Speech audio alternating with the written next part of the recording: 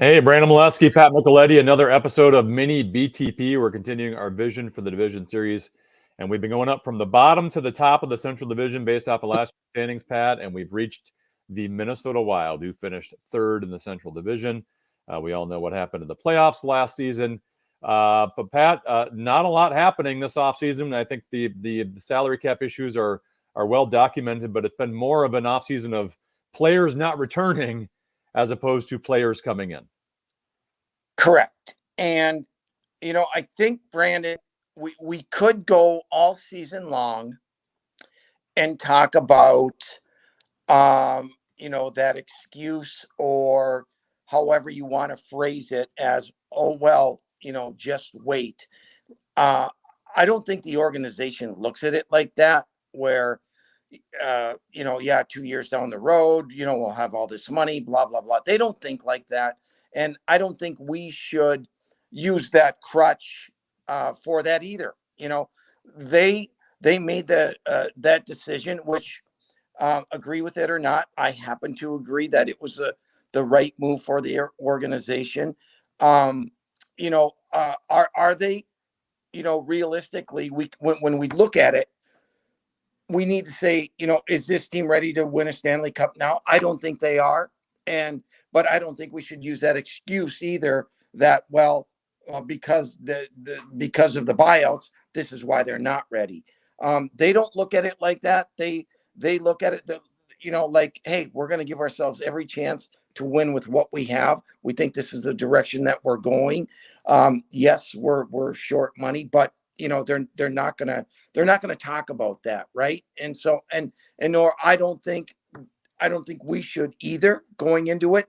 They are what they are. They had 100 points, the last 2 years in a row. And in my mind, there's no reason to think that they won't hit that level again. And then you have your playoffs. Here's my concern with the salary cap, Pat, and I think out of all the years, this is going to be the biggest crunch of them all. Because even next year, even though the buyouts are the same, Yep. you technically have Zuccarello's money coming off the books. I think you have Foligno or Hartman. I'd have to look it back up again. But they have some money coming off the books where maybe they can reduce some salaries Yep. or switch out some players. Last year's team, they had $5 million in salary cap space going into the season. And what that allowed them to do is if they had a team that was competitive, they could make moves before the trade deadline, which they did. They brought in Marcus Johansson. They brought in John Klingberg, Oscar Sundqvist, Gustav Nyquist, right? So if you had a team that was at least competitive enough, you could say, hey, we can add to this team. Or even Bill was even, making some moves for some draft picks, right? Yep. This year, they are up against the cap big time. I mean, they have less than $1 million as we speak, and they still have Cale Edison to sign. And maybe by the time people are listening to this podcast or watching, he might have signed by then. This team's going to be up against it. So once, unless they're able to move salary out, which I think would be very challenging at this point, unless you want to move a Zuccarello, this team's really not going to be able to add come trade deadline time like they were last year, which means to me, Pat, the only way this team has any more success than they've had in the past is young guys have to step up big time. And other than Marco Rossi emerging, or Rossi, I should say, what young guy do you see on here that could emerge and surprise us? I don't know if anyone could. Well, that's the key. We've been talking about how many times, Brandon, have we heard in the last 2 years, bring Beckman up, and so Beckman's name has been discussed. You are 100% correct in terms of everything you laid out with the money situation. So what does that tell you? They have their core players, but and in that young group, I'll look at it from this perspective. Okay, this is the year where Brandon Duhaime, Connor Dewar, have to emerge and be better. Okay, they can't be happy to be there. They have to be contributors to this team. Now, I'm not saying, hey guys, both 30 goals apiece. Yeah. No, or even 20. Yeah. Because of their role that they play. Sometimes people want oh, he's not getting 20 goals. Well, he's in a third, fourth line role. He's not on the power play, whatever the case may be. But we're talking 5-on-5, they'll get their minutes 5-on-5. Sometimes they will get a little bit of power play, but bottom line is you need to get you gotta get a 40-point producer out of one of them. 100%. And if you don't, then Minnesota is going to be an easy team to defend. We expect, Boldy, Kaprizov, Ek, excuse me, to have the years that they're supposed to have. And but it makes their job a heck of a lot easier if you have a backup guys to say, oh, we got to keep an eye on look at what Connor Dewar's doing. Don't sleep on him. So I think that overall is going to be the key for Minnesota. All right, let's talk about the players they lost in the offseason. Then some of the acquisitions they made before the trade deadline. I've already mentioned Gustav Nyquist, John Klingberg, Oscar Sundqvist, and then two players they had on their roster. Long time, obviously the biggest name is Matt Dumba. He's moved on to Arizona in free agency. And Ryan Reeves, I think, got a 3-year deal. Not bad coin, but talk about your thoughts on some of the players they leave. And I would say Dumba specifically. I think Brock Faber can fill his role. I know he's young, and we don't know and haven't seen him play top 4, but just from what I've seen previously with him, I'm not really concerned about the drop off of Dumba. I guess some might be concerned about the locker room without Dumba and without Ryan Reeves. Who knows? Unless you're in that locker room, but the guys they lost, what kind of losses are they? Well, first, can I bring up the locker room issue and the culture that we use that word culture. So let's use the word culture. I think that they've created that, right? I think with the returning guys that they have, just because you lose a Matt Dumba, a good locker room guy, and Ryan Reeves, a good locker room guy, they've established that takes time to build. And I think they've established what they want as a culture in the organization. So just because you lose 2 of those guys doesn't mean your locker room is a mess. So I think that part is done, and I don't think we have to talk about that anymore. And so with that being said, you have Matt Dumba. You're losing him. Matt did a lot of good things here. And then he started to get hurt. And then that hurt him a little bit defensively. And then he wasn't creating offensively. Is he still, are they going to miss him? Yeah, of course, they're going to miss him. But you replace him with a Brock Faber, who I think surprised a lot of people with this play, jumping from the national championship game into the playoffs and performing like he did. And to have a partner like Jonas Brodin, I think that is really going to solidify Minnesota on the back end, something we were worried about. Now, am I worried about number 5 and number 6? No question about it. Ryan Reeves, they're losing him to Toronto. Good for him that he got the deal that he got. More power to him. But let's face it. I liked Reeves as just a placeholder and a guy who could let the other team know you're not going to come after Kaprizov and Boldy and but he and you don't want to equate him to fighting. Just his presence there, I think, will be a loss. They add Pat Maroon. Maroon is getting a little long in the teeth. He's going to be a 4th liner for you. He's not afraid to he's a I don't want to say a calmer Ryan Reeves, but he's got a little bit more game than Ryan Reeves. And, we're just going to have to wait and see how that plays out.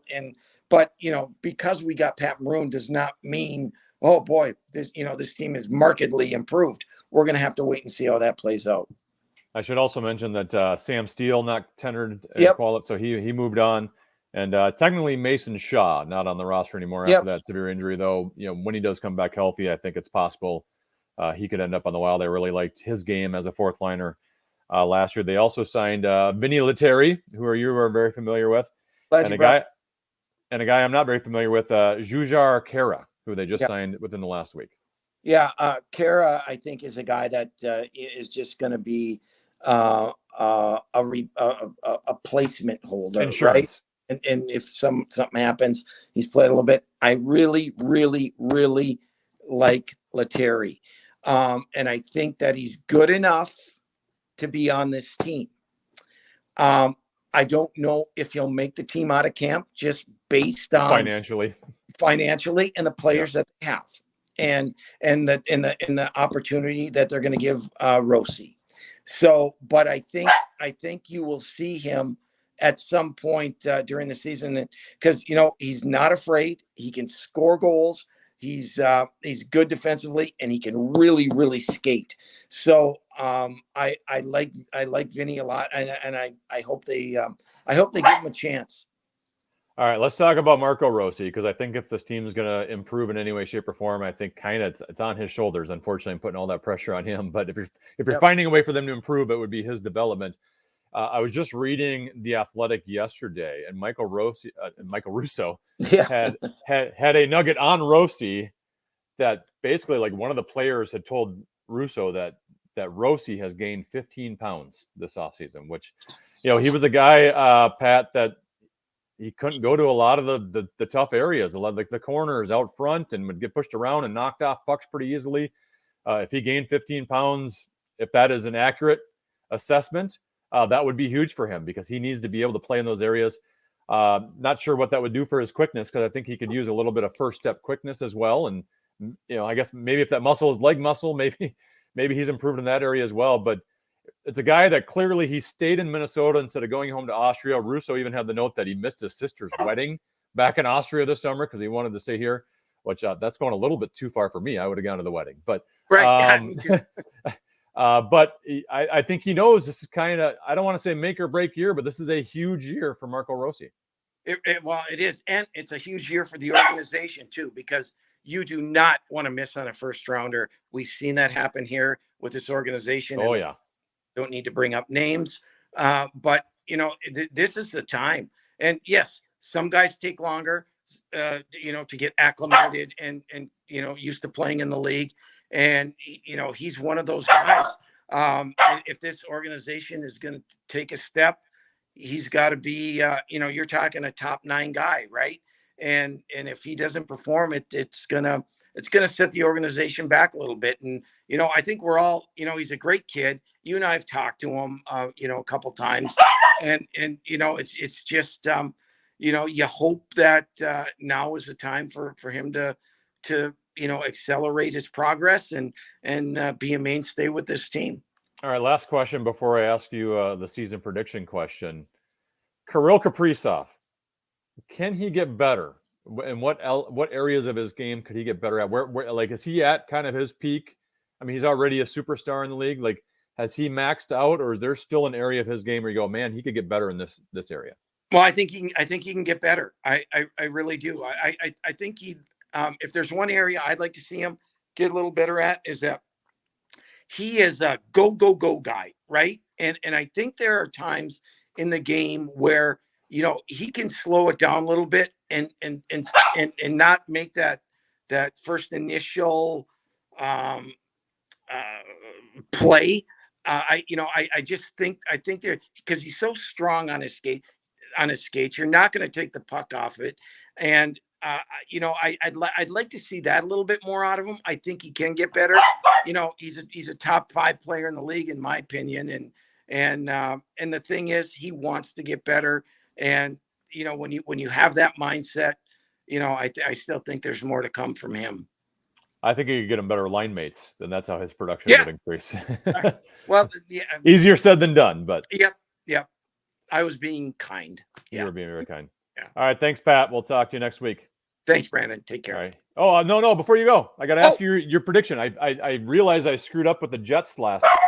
Yes. I didn't ask you if you thought the Jets would make the playoffs. So go to Jets first, and then the Wild. Where do you think they're going to be ranked in the standings? Well, that first quarter of the season, Brandon, on November with Winnipeg. If they're there, they'll stay intact. And yes, keeping this team intact, they will make the playoffs. Minnesota is in that bubble with Nashville, St. Louis, and Arizona. I think Minnesota, just with the structure and the way they play, that they will sneak in the playoffs and make it. All right. Thank you, Pat. Thanks, Brandon. Take care. He's Pat Micheletti. I'm Brandon Mileski. This has been another episode of Mini BTP. We have 2 more teams left in our Vision for the Division series, the Dallas Stars and the Colorado Avalanche. If you've missed any of our previous podcasts on the Vision for the Division, we've talked now about 6 teams in the Central Division. You can watch them on the KFN YouTube channel, or, of course, you can listen to them on the iHeartRadio app or wherever you get your podcasts. Thank you so much for watching or listening to Mini BTP this week.